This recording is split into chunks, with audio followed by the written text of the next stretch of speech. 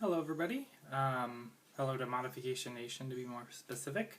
My name's Farrah. I'm doing this video as Fabian's guest. Some of you might already know who I am. I live in Santa Cruz currently. I am 30 years old and I am a retired piercer.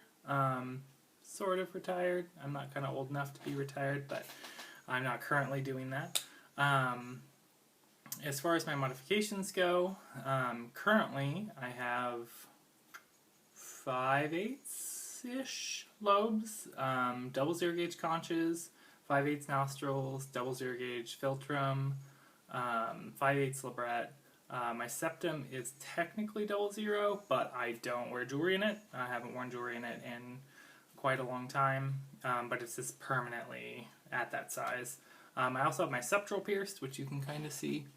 At its biggest, it was, I don't know, in the double zero gauge range.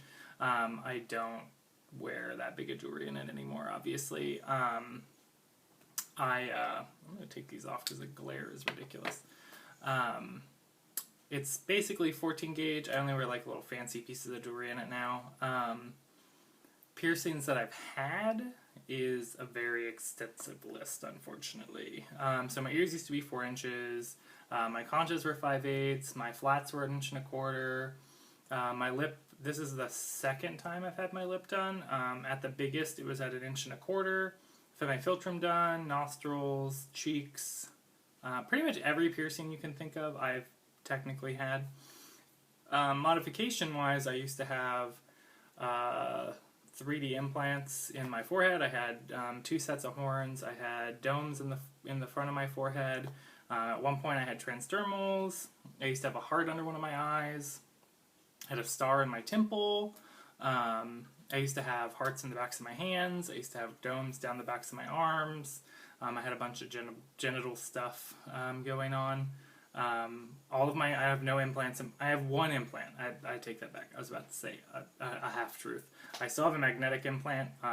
It's actually one of like the first generation ones from Steve Hayworth, which probably needs to be taken out since it's probably like 10 or 12 years old, but I haven't had any issues with it yet. As far as future piercings and modifications go, I really don't think I'm getting anything else when it comes to piercings. Every once in a while I think about getting my Monroe's done. I kind of miss my lobrets. Oh, that was something else I had. I used to have my lobrets done. I kind of miss my lobrets. I kind of still have scars there, so one of these days I feel like I might end up redoing them. I considered it recently. As far as like goals go with piercing, so I would like to get my ears back to 1 inch. My lip used to be bigger recently. I had it back up to 7/8, but I think actually with 5/8 it kind of looks better with my general aesthetic. As far as tattoo work goes, I have 73% of my body tattooed, which includes the bottoms of my feet, both my palms, obviously, my eyes, and I'm probably the only woman in the world that has the entire inside of their vagina tattooed. Mine is tattooed 100% black, which is an interesting story in and of itself, which I will not go into right now because it's just an intro video, so now you know something special about me.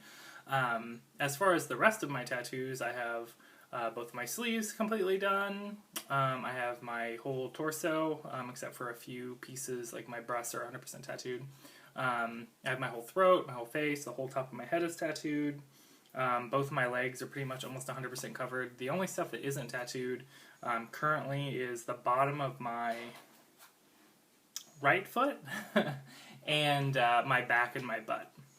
So I have a little bit of tattooing across my shoulder blades, but I've been saving my back piece for one big thing. And interestingly enough, today I actually texted the artist. I've been meaning to get tattooed for quite a while, but I've been having medical situations, so I've canceled, and then like when I didn't cancel, he broke his tooth, so it was like one of those like, it wasn't a match made in heaven yet. But I'm getting a giant representation of Kali. If you don't know who Kali is, Google Goddess Kali. She has kind of a bad rep because of Indiana Jones and the Temple of Doom, but she is actually a very powerful and magical being. She's technically, in like Hindu mythology, is Eve. If you want to put a I don't know, for a comparison's sake. But she's amazing, has tons of arms, heads, severed heads that she wears as a garland. Other than tattoos, I'm a big fan of branding and scarification. On this arm, I actually have the backs of my hand branded. I have this part of my arm, and then I have the, if you can see it, inner part of my arm branded. The brands on my arms were done by Adam Richens, which this is obviously a pentagram, duh, yeah. So this is the demonic summoning sigil for Lilith, also somebody to Google if you're interested. Lilith also was a female goddess that got a really bad rap. And then the internal one is the summoning sigil for Lucifer. So this arm is actually going to be all brands that have to do with summoning sigils. So I'll be doing Azeroth, which is the crown prince of hell, and then I'll be doing a Baphomet, which, if you don't know who Baphomet is, they're another deity that could be interesting to some people. And then on the other arm, it hasn't started yet, but I'm going to be doing, I do have one piece on the back here that Mateo Way did, but we're going to end up doing full floral on this arm scarification, so it'll be like a yin and yang, dark and light kind of thing. I do have a bunch of other scarification. I have cheek scars that I've actually been cutting open almost every year for the last 10 years. They're like it's kind of a bloodletting ritual for me.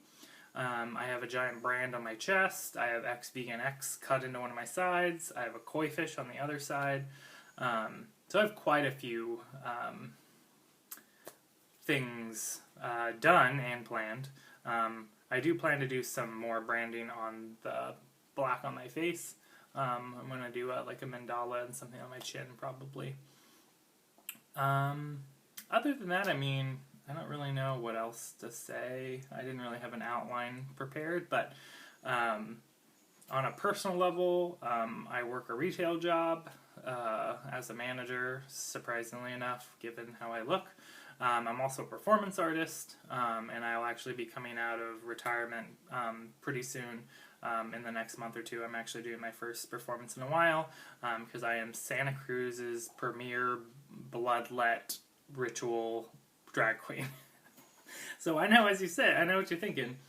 Well, you already are a lady. You don't need to be a drag queen. Well, drag is in itself a different kind of performance. So for me, I use aspects of traditional drag ideas of like big flamboyant hair and makeup and costumes and stuff.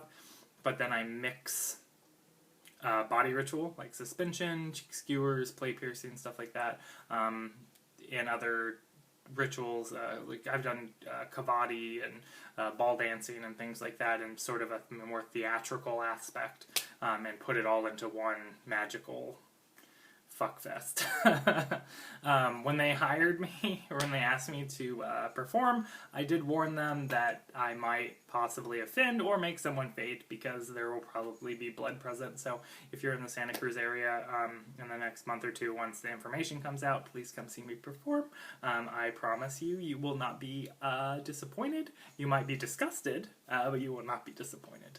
And then, yeah, so other than that, I mean, I don't do a lot. I'm kind of boring for somebody who is a weird, infamous internet persona. I like to ride my bike, though I can't ride my bike right now because I just had surgery about 3 months ago.